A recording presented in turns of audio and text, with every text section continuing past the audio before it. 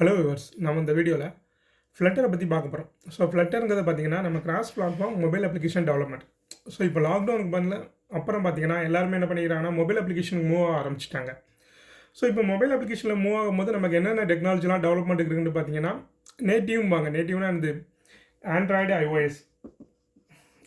And ஐஓஎஸ்க்கு வந்து டேரெக்டாக develop பண்ணுறது. இப்போ ஆண்ட்ராய்டுக்கு பார்த்தீங்கன்னா ஜாவா இல்லைனா காட்லினை யூஸ் பண்ணி டெவலப் பண்ணுவாங்க. ஐஓஎஸ்க்கு வந்து ஸ்விஃப்ட்டை யூஸ் பண்ணி டெவலப் பண்ணுவாங்க. ஸ்விஃப்ட் எக்ஸ் கோடு இதை யூஸ் பண்ணி டெவலப் பண்ணுவாங்க. இதுதான் நேட்டிவ் அப்ளிகேஷனுமாங்க. பட் நேட்டிவ் அப்ளிகேஷன் டெவலப் பண்ணுறதுல என்ன காம்ப்ளிகேஷனா, இப்போ நீங்கள் என்னென்னா ரெண்டுக்குமே தனித்தனியாக டெவலப் பண்ணணும். இப்போ நான் ஆண்ட்ராய்டுக்கு தனியாக டெவலப் பண்ணணும், ஐஓஎஸ்க்கு தனியாக டெவலப் பண்ணணும். ஸோ இதுதான் இந்த நேட்டிவ் யூஸ் பண்ணி டெவலப் பண்ண உள்ள காம்ப்ளிகேஷன். ஸோ இப்போ எதனாவது இப்போ ஆண்ட்ராய்டில் ஒரு இஷ்யூ வந்திருக்குன்னா அதே இஷ்யூ ஐஓஎஸில் இருக்காங்கிறத செக் பண்ணிவிட்டு இந்த தனியாக டெவலப் பண்ணுற மாதிரி இருக்கும். ஸோ இதனால் என்னது, ஆண்ட்ராய்டுக்கு நீங்கள் தனியாக ரிசோர்ஸ் பார்க்கணும், ஐஓஎஸ்க்கு தனியாக ரிசோர்ஸ் பார்க்கணும். ஸோ ரிசோர்ஸோட கவுண்ட் அதிகமாகும். ஸோ அதே மாதிரி இந்த டெவலப்மெண்ட் டைமும் எனக்கு அதிகமாகும். ஸோ இதை குறைக்கிறது தான் இந்த கிராஸ் பிளாட்ஃபார்ம் டெவலப்மெண்ட்னாங்க. ஃபஸ்ட்டு இந்த ஹைப்ரிட்மாங்க. அது என்னென்னா வெப் அப்ளிகேஷன் இருக்குல்ல, வெப் அப்ளிகேஷன் அப்படி மொபைல் அப்ளிகேஷனாக கன்வெர்ட் பண்ணி யூஸ் பண்ணுவாங்க. பட் அது அந்தளவுக்கு யூஸபிலிட்டியாக இருக்காது, யூசர் எக்ஸ்பீரியன்ஸ் வந்து அந்தளவுக்கு இருக்காது. ஸோ அதனால தான் இந்த கிராஸ் பிளாட்ஃபார்ம் டெவலப்மெண்ட்டாக யூஸ் பண்ண ஆரம்பித்தாங்க. ஸோ இப்போ கிராஸ் பிளாட்ஃபார்ம் டெவலப்மெண்ட் பார்த்தீங்கன்னா ஸோ நமக்கு என்னெல்லாம் இருக்குன்னு பார்த்தீங்கன்னா ஃப்ளட்டர் ஒன்று இருக்குது. So Flutter, so React native.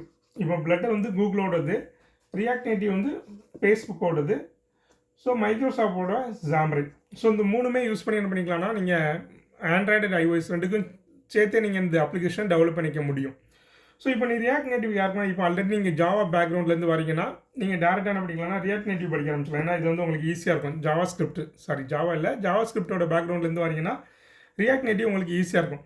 அதே இது நீங்கள் மைக்ரோசாஃப்ட் பேக்ரவுண்டு C# ஒர்க் பண்ணியிருக்கீங்கன்னா உங்களுக்கு எனக்கு ஜாம்ரின் ரொம்ப ஈஸியாக இருக்கும். அதுவே நீங்கள் விண்டோஸ் அப்ளிகேஷன் இருக்குல்ல, WPF அல்லது UWP இது மாதிரி ஒர்க் பண்ணியிருந்தீங்கன்னா ஜாம்ரின் வந்து ஈஸியாக இருக்கும். இதில் வந்து இந்த டாட்டுங்க லாங்குவேஜ் யூஸ் பண்ணியிருக்காங்க. ஸோ ஃப்ளட்டர்னா இது நீங்கள் புதுசாக படிக்கிற மாதிரி இருக்கும். பட் இதுவுமே அது ஈஸியாக தான். இதுவுமே இந்த ஒரு ஆப்ஜெக்ட் ஓரியன்டட் ப்ரோக்ராமிங் லாங்குவேஜ் தான். ஸோ இதுவுமே நீங்கள் என்ன பண்ணிக்கலாம்னா ஈஸியாக கற்றுக்கலாம். பட் இப்போ ஜாமரின், ரியாக்ட் நேட்டிவ் இதெல்லாம் என்ன பண்ணுவோம்னா, நீங்கள் இப்போ ஜாவா ஸ்கிரிப்டில் எழுதுறீங்கன்னா அந்த கோடை இப்போ இதில் ஒரு டெக்ஸ்ட் பாக்ஸ் இருக்குன்னா அந்த நேட்டிவோட டெக்ஸ்ட் பாக்ஸாக மாற்றி ரன் பண்ணும். அதே மாதிரி C# அதே மாதிரி தான் நேட்டிவோட கண்ட்ரோலாக மாற்றி ரன் ஆகும். ஸோ இதில் பார்த்தீங்கன்னா என்னென்னா ஐஓஎஸ்க்கும் ஆண்ட்ராய்ட்லேயும் நீங்கள் பார்க்கும்போது ஒரே மாதிரி தெரியாது. ஏன்னா ஐஓஎஸில் வந்து டெக்ஸ்ட் பாக்ஸோட லுக் அண்ட் ஃபீல் வேறு மாதிரி இருக்கும், ஆண்ட்ராய்டில் வேறு மாதிரி இருக்கும். அதே மாதிரி இப்போ கேலண்டர் கண்ட்ரோல்னால் ஐஓஎஸில் ஒரு மாதிரி இருக்கும், ஆண்ட்ராய்டில் வேறு மாதிரி இருக்கும். ஸோ இப்போ நீங்கள் ஒரு அப்ளிகேஷனை டெவலப் பண்ணி ரன் பண்ணி பார்த்தீங்கன்னா ரெண்டுலேயுமே கொஞ்சம் டிஃப்ரெண்ட் இருக்கும். அந்த நேட்டிவ்க்கு தகுந்தாப்புல டிஃப்ரெண்ட் இருக்கும். பட் ஃப்ளட்டரை பொறுத்த வரைக்கும் அப்படி கிடையாது. ஃப்ளட்டர் என்ன ஆகுதுன்னா, நீங்கள் என்ன டெவலப் பண்ணுறீங்களோ அது வந்து அப்படியே இது இவங்களே இந்த சிஏ யூஸ் பண்ணி அவங்கள ஓன் என்ஜின் ரைட் பண்ணியிருக்காங்க. சிஏ யூஸ் பண்ணி. ஸோ அதனால் என்ன ஆகும்னா ஆண்ட்ராய்டு ஐஓஎஸ் ரெண்டுலேயுமே இந்த லுக் அண்ட் ஃபீல் வந்து சேமாக தான் இருக்கும். ஸோ இதில் ஒரு கண்ட்ரோல் ஒரு மாதிரி இருக்குது, அதில் ஒரு மாதிரி இருக்குன்னு இருக்காது. ஏன்னா இது வந்து நேட்டிவ் கண்ட்ரோலாக கன்வெர்ட் ஆகாது. ஸோ இது வந்து இவங்களாம் ஓன் என்ஜினை யூஸ் பண்ணி பண்ணியிருக்காங்க. அதனால் இது வந்து மோர் லுக் அண்ட் ஃபீல். நீங்கள் லுக் அண்ட் ஃபீல் உங்களுக்கு என்ன மாதிரிலாம் தேவையோ அது மாதிரிலாம் இந்த ஃப்ளட்டரில் வச்சுக்கலாம். பட் ரியாக்ட் நேட்டிவ், ஜாமரின் அல்லது நேட்டிவில் பண்ணுறீங்கன்னா நீங்கள் அந்த மாதிரி இந்த லுக் அண்ட் ஃபீல் வைக்க முடியாது. ஸோ அதே மாதிரி ஃப்ளட்டர் பார்த்தீங்கன்னா நீங்கள் தனியாக SDK இன்ஸ்டால் பண்ண வேண்டியிருக்கும். ஸோ இது இந்த விண்டோஸ் மிஷின்லேயும் ஒர்க் ஆகும். நீங்கள் விண்டோஸ்லேயும் ஃப்ளட்டர் SDK இன்ஸ்டால் பண்ணிக்கலாம். லினக்ஸு, மேக்கு இல்லைனா க்ரோமோட OS இந்த 4லேயுமே என்ன பண்ணிக்கலாம்னா இந்த ஃப்ளட்டரோட SDK ஒர்க் ஆகும். ஸோ அதே மாதிரி நீங்கள் அப்ளிகேஷன் ஃப்ளட்டரில் பண்ணுறது பார்த்தீங்கன்னா ஆண்ட்ராய்டு, ஐஓஎஸ் இது போக நீங்கள் என்ன பண்ணிக்கலாம்னா வெப் அப்ளிகேஷன் பண்ணிக்கலாம், விண்டோஸ் அப்ளிகேஷன், மேக், லினக்ஸ் இதுக்கு வேணுமான அப்ளிகேஷன் வேணால் கூட நீங்கள் பண்ணிக்கலாம். ஒன்லி ஆண்ட்ராய்டு அண்ட் ஐஓஎஸ் மட்டும் பண்ண முடியும்னு கிடையாது, வெப் அப்ளிகேஷனும் பண்ணிக்கலாம். ஸோ மற்ற அப்ளிகேஷன் வந்து நீங்கள் ஃப்ளட்டரை யூஸ் பண்ணி பண்ண முடியும்.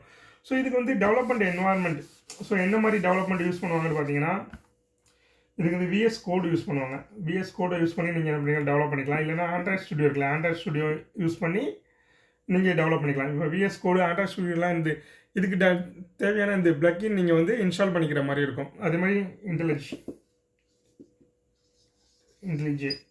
யூஸ் பண்ணி என்ன பண்ணிக்கலாம்னா டெவலப் பண்ணிக்கலாம். இந்த ஐடி நீங்கள் ஆல்ரெடி எந்த ஐடி உங்களுக்கு ஈஸியாக இருக்கும்னு பார்த்துங்க. நீங்கள் ஆல்ரெடி ஆண்ட்ராய்டு ஒர்க் பண்ணியிருக்கீங்கன்னா உங்களுக்கு ஆண்ட்ராய்டு ஸ்டுடியோ யூஸ் பண்ணிக்கோங்க. இல்லை எனக்கு VS கோடுனா VS கோடை யூஸ் பண்ணிக்கோங்க. இல்லைனா நீங்கள் ஆல்ரெடி ஜாவா ரிசோர்ஸ்னால் IntelliJ யூஸ் பண்ணி நீங்கள் இது பண்ணிக்கலாம்னா டெவலப் பண்ணிக்கலாம். ஸோ இப்போ ஃப்ளட்டரை பார்த்தீங்கன்னா கரண்ட் வெர்ஷன் ஃப்ளட்டர் என்ன வெர்ஷன்னா கரண்டாக இது 3.1.0 இருக்குது ஃப்ளட்டரோட வெர்ஷன். அதே மாதிரி டாட்டோட வெர்ஷன் பார்த்தீங்கன்னா 2.1.7 தான் இதோட வெர்ஷன், கரண்ட் வெர்ஷன்.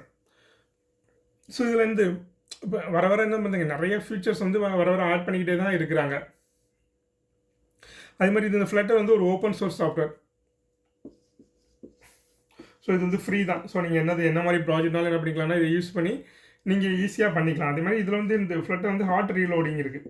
ஸோ இது வந்து டெவலப்பருக்கு ரொம்ப யூஸ் ஆகும். நீங்கள் ஏதாவது கோடிங்கில் சேஞ்ச் பண்ணிங்கன்னா உடனே அந்த யூஐயில் டிஸ்பிளேயில் சேஞ்ச் ஆகிடும். பட் இந்த ஹாட் ரீலோடிங்கிறது எல்லா பிளாட்ஃபார்ம்லேயும் இருக்குது.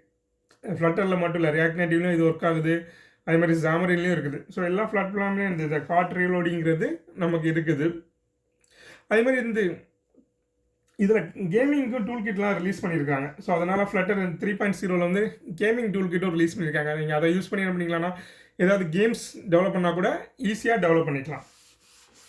ஸோ அதே மாதிரி மேக்ஸிமம் ஃப்ளட்டருக்கு என்னதுன்னா ஸ்டேட் மேனேஜ்மெண்ட்டுக்காக வந்து BLoC ஆர்கிடெக்சர் தான் அவங்க ரெக்கமெண்ட் பண்ணுறாங்க. ஸோ இந்த BLoC ஆர்கிடெக்சரை யூஸ் பண்ணி ஈஸியாக என்ன பண்ணிக்கலாம்னா ஸ்டேட் மேனேஜ் பண்ணிக்கலாம். ஸோ மேக்ஸிமம் ஃப்ளட்டர் பார்த்தீங்கன்னா எல்லாமே விட்ஜெட்டாக தான் இருக்கும். ஸோ அந்த விட்ஜெட்டை யூஸ் பண்ணி தான் எல்லாமே ட்ரா பண்ணியிருப்போம். ஸோ இதில் நீங்கள் ஏதாவது ஆர்கிடெக்சர் யூஸ் பண்ணி வச்சுக்கோங்க, MVVM, MVC அப்படி யூஸ் பண்ணாமல் இதில் வந்து இந்த BLoC ஆர்கிடெக்சர் யூஸ் பண்ணி நீங்கள் டெவலப் பண்ணிக்கலாம்.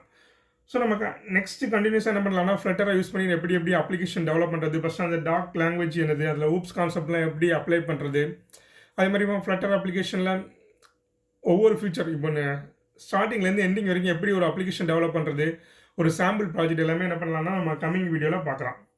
இது ரிலேட்டட் உங்களுக்கு ஏதாவது டவுட்ஸ் இருந்துச்சுன்னா நம்ம கமெண்ட் செக்ஷனில் கமெண்ட் பண்ணுங்கள், நான் உங்களுக்கு ஹெல்ப் பண்ணுறேன். Thank you viewers.